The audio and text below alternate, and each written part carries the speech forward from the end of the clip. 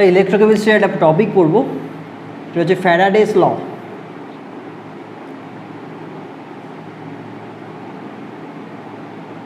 Faraday's first law হয় and second law হয়। দেখো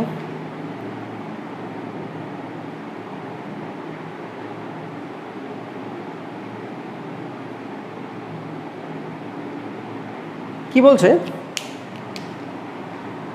এখানে, ইলেকট্রিক্যাল যে এনার্জি সেটা আমরা কেমিক্যাল এনার্জিতে কনভার্ট করি। এই লয়ের রেসপেক্টে যেটা বলছে সেটা হচ্ছে ইলেকট্রিক্যাল এনার্জি কেমিক্যাল এনার্জিতে ট্রান্সফার হয়।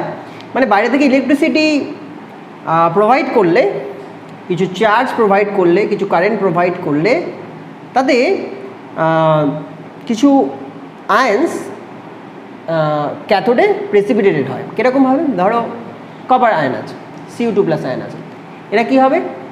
ইলেকট্রন অ্যাকসেপ্ট করবে, ইলেকট্রন অ্যাকসেপ্ট করে Cu-তে প্রেসিপিটেটেড হয়ে যাবে। ক্লিয়ার? তো ধরো সিলভার প্লাস আছে, তারাও সিলভারে প্রেসিপিটেট হবে। ধরো আয়রন 2+ আছে, তারাও আয়রনে প্রেসিপিটেট হবে। মানে এখানে সব রিডাকশন প্রসেসগুলো হবে in with respect to metal ions. Metal আয়ন্সগুলো রিডিউসড হয়ে যাবে, ক্যাথোডে রিডিউসড হয়ে যাবে, এটা আমরা জানি। তো সেই ইলেকট্রনের সোর্স কোথা থেকে আসবে? এটা আউটসাইড সোর্স, বাইরে থেকে ইলেকট্রিসিটি পাস করাতে লাগবে।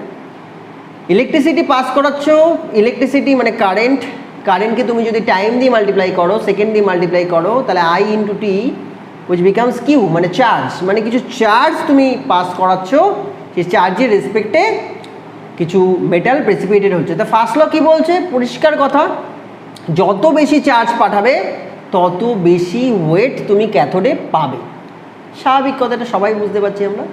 যত বেশি ইলেকট্রন আমি পাস করাবো, যত বেশি চার্জ পাস করাবো, তত কী হবে? নাম্বার অফ যে আয়ন্স, তারা বেশি নাম্বার অফ আয়ন্স বেশি পরিমাণে ইলেকট্রনগুলোকে অ্যাকসেপ্ট করবে, করে মেটালে প্রেসিপিটেড হবে। এটা পরিষ্কার কথা। তাহলে এটা কী বলতে চাইছে? এটা বলতে যাচ্ছে যে ওয়েটটা আমরা ক্যাথোডে পাবো, যে ওয়েটটা আমরা ক্যাথোডে পাবো, সেই ওয়েটটা কার সাথে প্রপোর্শনাল? সেই ওয়েটটা কিউ এর সাথে প্রপোর্শনাল। যেই চার্জ আমরা পাস করাচ্ছি আউটসাইড সোর্স থেকে, যত চার্জ বেশি পাস করাবে তত বেশি পরিমাণে ওয়েট প্রেসিপিটেড হবে। এখন চার্জটা কি? চার্জটা কিছুই না, charge is a product of current in ampere with time in seconds. Okay, now এই প্রপোর্শনাল সাইনটাকে তোলার জন্য আমার একটা কনস্ট্যান্ট আনতে হয়, সেটা Z, which is electrochemical equivalent. তো প্রত্যেকটাকে আমরা বলি, what is W, what is Z, what is I, what is T, and what is Q. W মানে হচ্ছে the amount, the weight of metal in cathode which has been deposited, cathode deposited.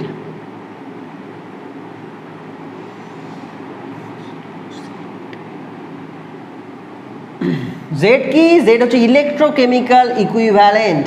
Electrochemical একটা constant, এটার value বের করা যায়, এটা আমরা পরে কম্বিনেশন ল থেকে দেখে নেব।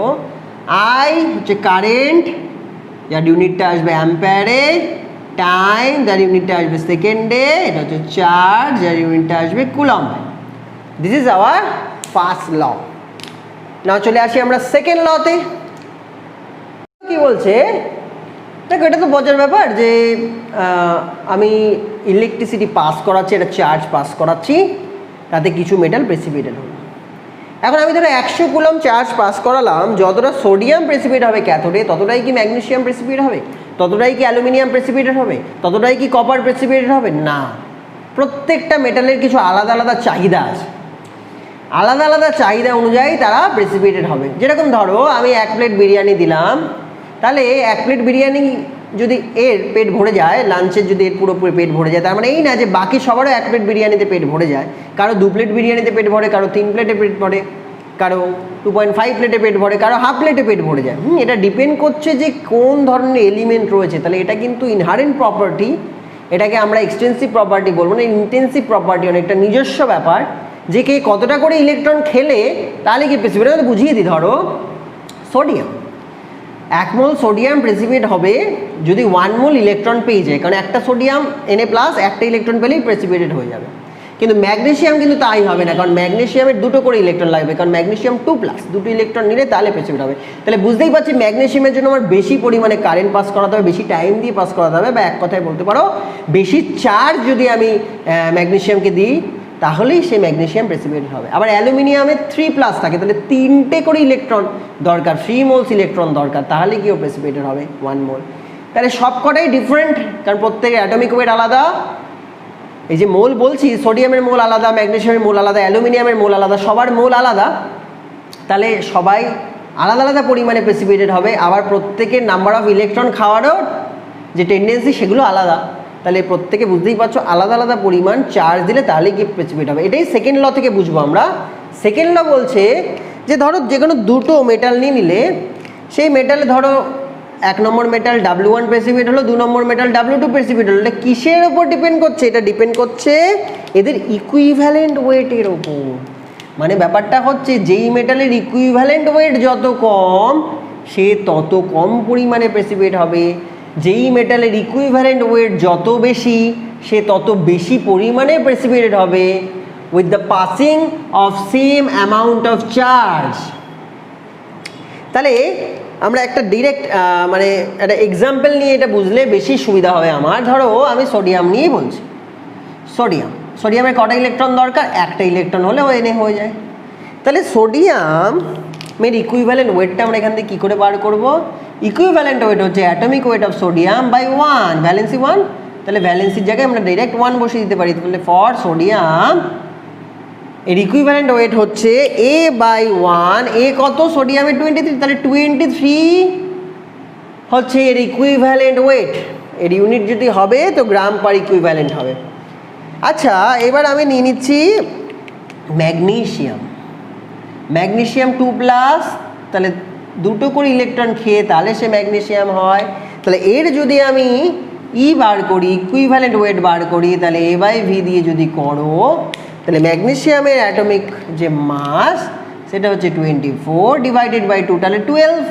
তাহলে কি বুঝতে পারছি যে same amount of electricity pass করালে সোডিয়ামের ইকুইভ্যালেন্ট ওয়েট অনুযায়ী বেশি পরিমাণে ও প্রেসিপিটেট হবে, ম্যাগনেসিয়াম কম প্রেসিপিটেট হবে। কেন? আমরা বুঝে গেলাম ম্যাগনেসিয়ামের খিদে বেশি, ওর 1 প্লেট বিরিয়ানিতে হয় না, ওর 2 প্লেট বিরিয়ানি লাগে। 2 প্লেট বিরিয়ানি খেলেই ও পেটটা ভরবে, তাহলেই কি প্রেসিপিটেট হবে, এটাই বোঝাতে চাইছি আমি। কিন্তু সোডিয়ামের একটা ইলেকট্রন খেলেই প্রেসিপিটেট হয়ে যায়, তাহলে সোডিয়ামের ক্ষেত্রে অনেক কম চার্জ দিয়ে বেশি পরিমাণ আমরা প্রেসিপিটেট ফেলতে পারবো। ম্যাগনেসিয়ামের জন্য আর একটু বেশি চার্জ লাগবে, কিংবা যদি বলি আমরা সেমই চার্জ দেবো তাহলে অনেক কম পরিমাণে প্রেসিপিটেট হবে। বোঝা গেছে? তাহলে ইকুইভ্যালেন্ট ওয়েটের রেসপেক্টে বা ইকুইভ্যালেন্ট ওয়েটের প্রপোর্শনে তারা প্রেসিপিটেটেড হয়। এটাই হচ্ছে আমাদের সেকেন্ড ল। এবার আমরা এখান থেকে ফার্স্ট ল আর সেকেন্ড ল এর কম্বিনেশনটাও এখান থেকেই দেখে নিই। ঠিক আছে? কম্বিনেশনটা কিভাবে বলতে পারি দেখো, পরিষ্কারভাবে বুঝবে কিন্তু। হ্যাঁ, কোনো এখানে ঝামেলার ব্যাপার নেই, খুব সহজ আছে। তাহলে এখন আমরা ফ্যারাডেজের কম্বিনেশন ল এর দিকে যেতে চাই, যেখানে কি বলছে যে ফার্স্ট লটাও থাকবে আবার সেকেন্ড লটাও থাকবে মিলিয়ে, যেটা দিয়ে আমরা মেনলি কাজ করবো, যেটা দিয়ে আমরা মেনলি নিউমেরিক্যালস করব। তো আমি পরিষ্কার সোডিয়াম নিয়েই আসছি। সোডিয়াম আছে ধরো তোমার কাছে, একটা সোডিয়ামের প্রেসিপিটেটের জন্য একটা ইলেকট্রন লাগে, তাতে গিয়ে এনে প্রেসিপিটেটেড হয়ে যায়। তাহলে 1 মোল ইলেকট্রনের জন্য আমার কতগুলো, 1 মোল সোডিয়ামের জন্য কতগুলো ইলেকট্রন লাগবে? 1 মোল ইলেকট্রন লাগবে। দেখো একটা ইলেকট্রনের চার্জ, তাহলে টোটাল চার্জ কত লাগবে? To precipitate 1 mole of sodium. তাহলে লিখি টু প্রেসিপিটেট, সুন্দর হিসাবটা আসবে দেখো, to precipitate 1 mole of sodium the required charge কত? একটা electron into Avogadro number, 1 mole করছি, তাহলে অ্যাভোগাড্রো নাম্বার অফ ইলেকট্রনস আমার লাগবে পুরো 1 মোল সোডিয়ামকে প্রেসিপিটেট ফেলার জন্য।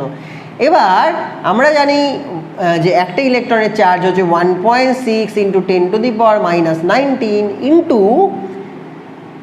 অ্যাভোগাড্রো নাম্বার করবো 6.023 ইন্টু 10⁻23। বুঝতে পারছো কী করে হচ্ছে এটা? একটা ইলেকট্রনের charge into Avogadro number of electrons. এইটা যদি তুমি করো তাহলে এখানে হিসাব করে আসবে, দেখবে 96500 কুলম। তাহলে এই 96500 কুলম অ্যাপ্লাই করলে 1 মোল সোডিয়াম প্রেসিপিটেটেড হয়। ঠিক আছে? এই 96500 কুলমকে আমরা বলি 1 ফ্যারাড। কি বলি? 1 ফ্যারাড ইলেকট্রিসিটি, মানে 1 farad charge, not electricity, 1 farad charge pass করাতে হবে। তাহলে 1 মোল সোডিয়াম গিয়ে আমার প্রেসিপিটেট হবে।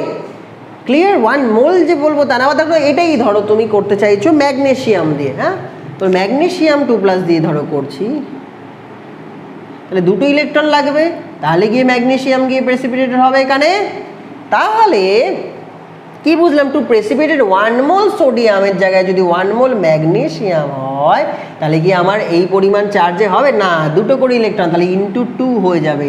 তাহলে 96500 ইন্টু 2, তাহলে 2 ফ্যারাড লাগবে। বুঝতে পারছো? 2 ফ্যারাড লাগবে। তাহলে আমি যদি এরকমভাবে বলি যে 2 ফ্যারাড দিয়ে আমি 1 মোল ম্যাগনেসিয়ামকে প্রেসিপিটেট ফেলতে পারি। এবার আমি এটাকে একটু সহজভাবে বলি যে তাহলে আমি যদি 1 ফ্যারাডই যদি পাস করাই, 2 ফ্যারাডে বুঝলাম 1 মোল ম্যাগনেসিয়াম হবে, তাহলে 1 ফ্যারাড দিলে কতটা ম্যাগনেসিয়াম হবে? হাফ মোল ম্যাগনেসিয়াম হবে, তাই তো? তাহলে এখানে আমরা লিখতে পারি যদি আমি 1 ফ্যারাড ইলেকট্রিসিটি পাস করি, 1 ফ্যারাড যদি ইলেকট্রিসিটি পাস করি, তাহলে ম্যাগনেসিয়াম কতটা প্রেসিপিটেট হবে? ম্যাগনেসিয়াম প্রেসিপিটেট হবে গিয়ে, ম্যাগনেসিয়ামের রেসপেক্টে প্রেসিপিটেট হবে হাফ মোল।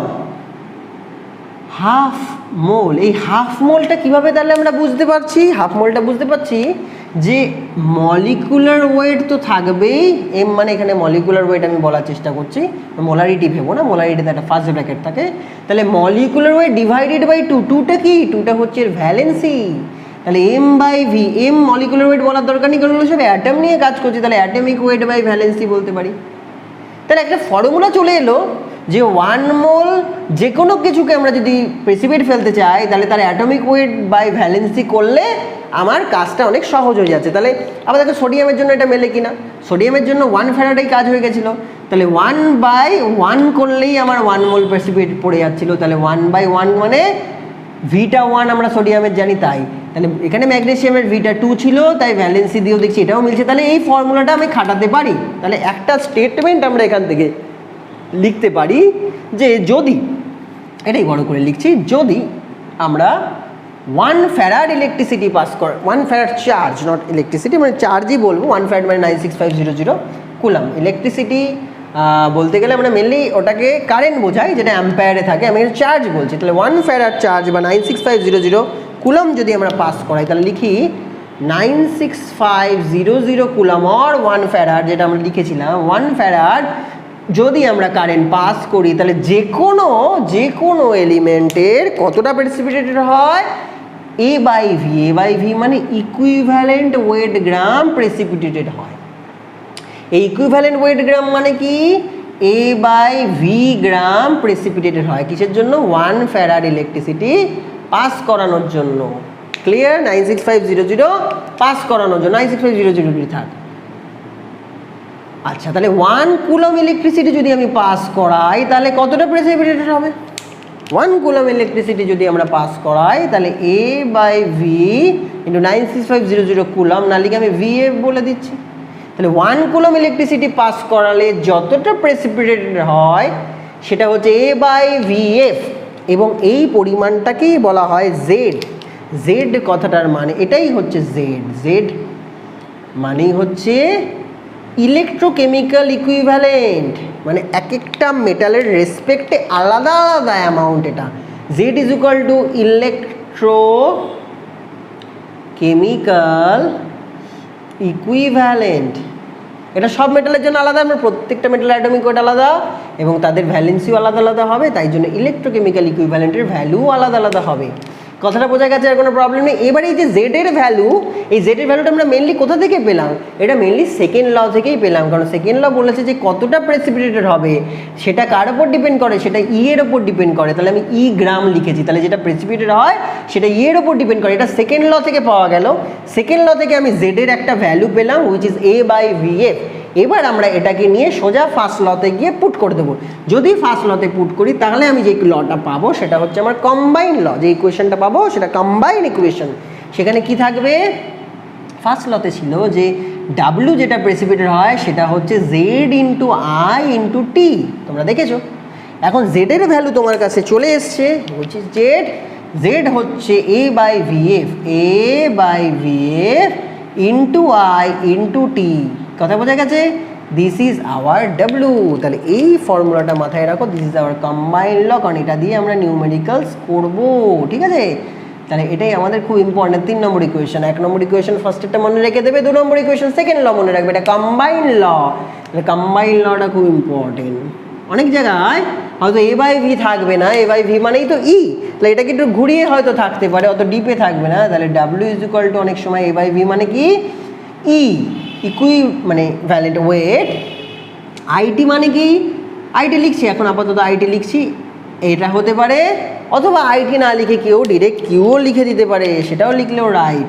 তাহলে E Q by T F এটাও লিখতে পারো, যে কতটা প্রেসিপিটেট হবে ইকুইভ্যালেন্ট ওয়েট ইন্টু কতটা চার্জ দিচ্ছ divide by 1 farad means 96500 coulomb. পরিষ্কার হলো ব্যাপারটা? এবার এখান থেকে আমরা ডিরেক্ট নিউমেরিক্যালস করব, প্রত্যেকটা নিউমেরিক্যালস ওদের টাইপ, ফার্স্ট ল এর type, second law, third law, মানে যেটাকে কম্বাইন্ড ল বলে, প্রত্যেকটা যদি একটা দুটো করে করি আমার মনে হয় এই টপিকটা শেষ হয়ে যাবে। চলো।